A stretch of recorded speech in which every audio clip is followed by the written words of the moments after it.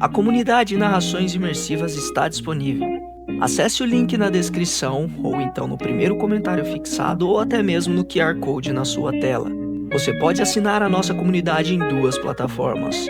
Estamos tanto na Aurelo quanto no Spotify, via Patreon. Ao se tornar membro da nossa comunidade, além dos livros já disponíveis no nosso canal, você encontra uma série de livros exclusivos para a nossa comunidade. Todos os livros são em formatos de MP3, sem interrupções ou propagandas, para uma maior e melhor narração imersiva. E para aqueles que já são membros, já estão aproveitando do nosso mais novo projeto, que se trata de Harry Potter totalmente ambientado, sonorizado e com a trilha oficial dos filmes. A versão definitiva para quem busca uma verdadeira imersão na saga.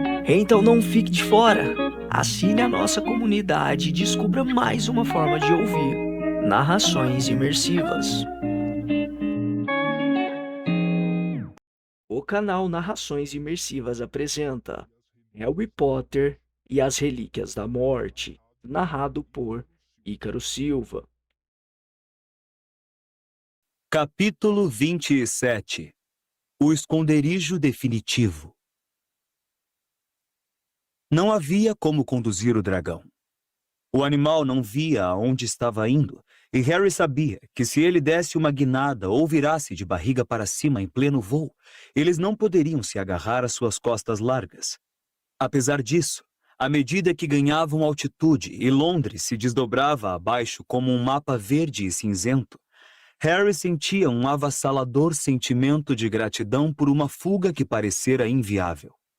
Deitado sobre o pescoço da fera, ele se aferrava com toda a força às escamas metálicas, e o vento fresco acalmava a ardência e as bolhas em sua pele. As asas do dragão abanavam o ar como as pás de um moinho. Às suas costas, fosse por prazer ou medo, Harry não saberia dizer, Rony não parava de xingar aos brados, e Hermione parecia chorar. Passados uns 5 minutos, Harry perdeu um pouco do medo imediato de que o dragão fosse se desvencilhar deles, porque aparentemente sua única intenção era se distanciar o máximo de sua prisão subterrânea. Porém, a questão de como ou quando iriam desmontar continuava a apavorá-lo. Ele não fazia ideia de qual era a autonomia dos dragões para voar sem precisar pousar, nem de que modo este espécime, que mal enxergava, localizaria um bom lugar para o pouso. Harry olhava constantemente para os lados, imaginando que sentiria a cicatriz formigar. Quanto tempo levaria para Voldemort saber que tinham arrombado o cofre da família Lestrange? Quando os duendes de Gringotts avisariam Bellatrix? Com que rapidez perceberiam o que fora roubado? E quando dessem por falta da taça de ouro? Voldemort saberia finalmente que eles estavam caçando Horcruxes. O dragão parecia ansiar por ar mais frio e fresco. Gradualmente ganhou altitude até voarem entre fiapos gelados de nuvens, e Harry já não poder distinguir os pontinhos coloridos que eram os carros, entrando e saindo da capital.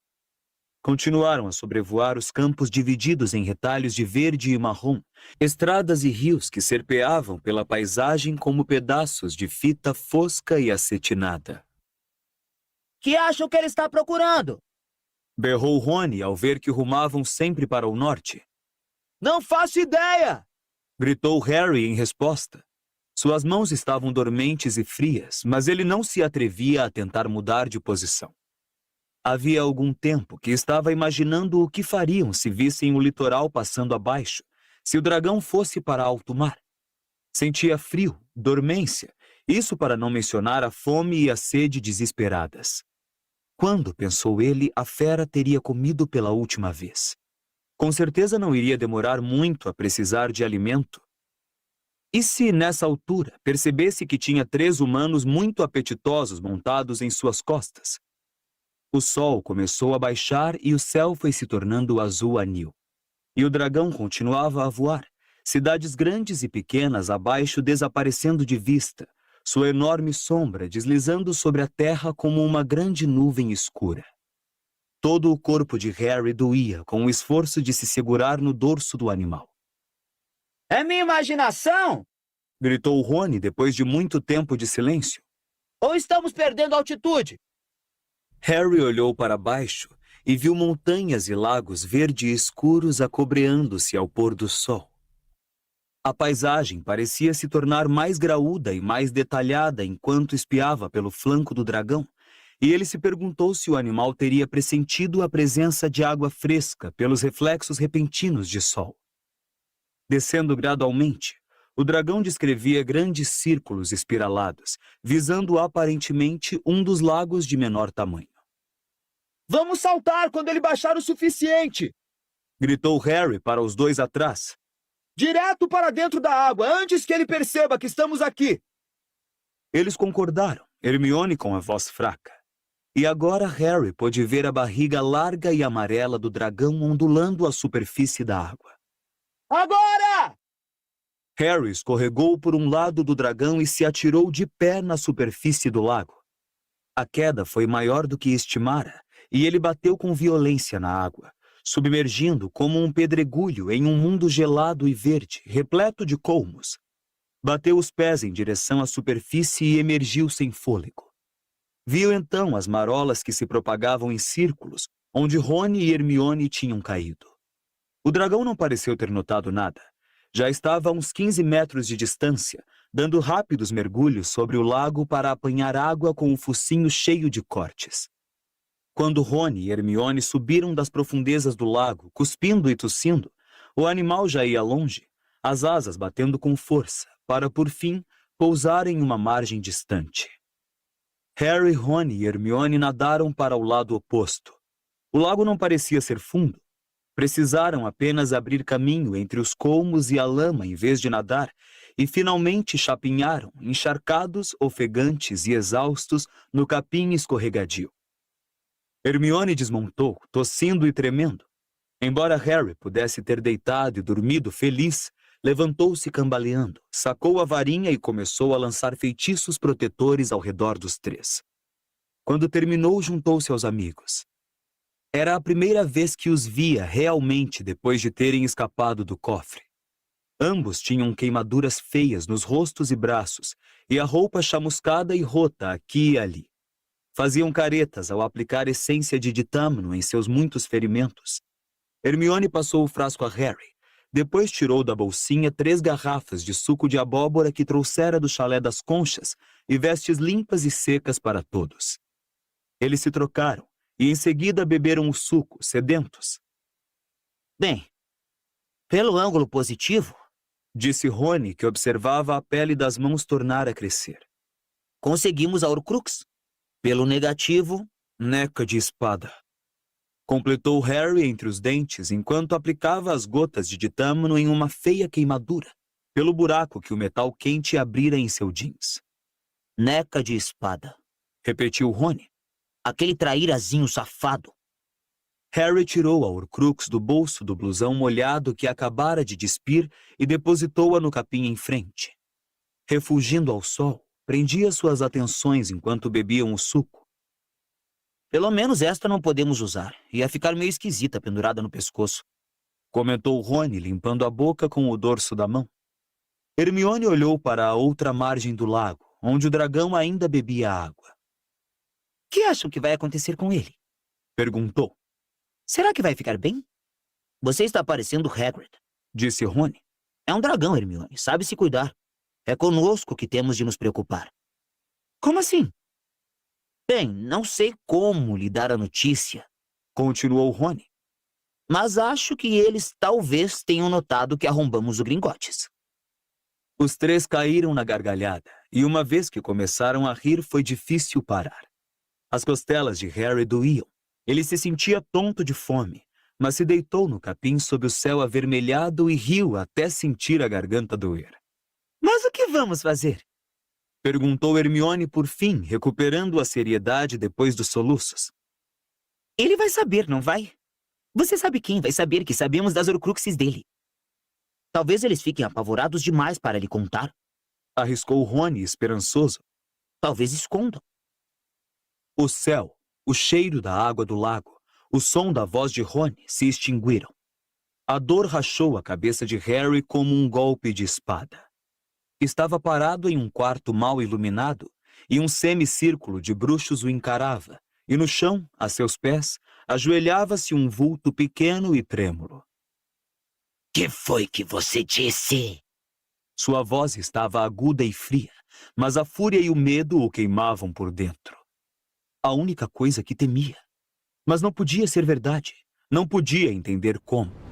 O duende tremia, incapaz de fixar os olhos vermelhos muito acima dos seus. Repita isso. Murmurou Voldemort. Repita.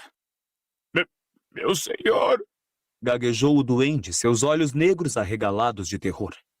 Meu senhor, tentamos impedir os impostores, meu senhor. Arrombaram o cofre da família Lestrange. Impostores. Que impostores? Pensei que o Gringotes tivesse meios para desmascarar impostores. Quem eram? Era o garoto do Potter e dois cúmplices. E levaram? Perguntou ele, sua voz se elevando, um medo terrível se apoderando dele. Diga-me, que foi que levaram? Uma pequena taça de ouro, meu senhor. O grito de raiva, de negação, irrompeu dele como se fosse da boca de um estranho. Ficou possesso, frenético. Não podia ser verdade. Era impossível. Ninguém jamais soubera. Como o garoto poderia ter descoberto o seu segredo? A varinha das varinhas cortou o ar, e o clarão verde explodiu pela sala.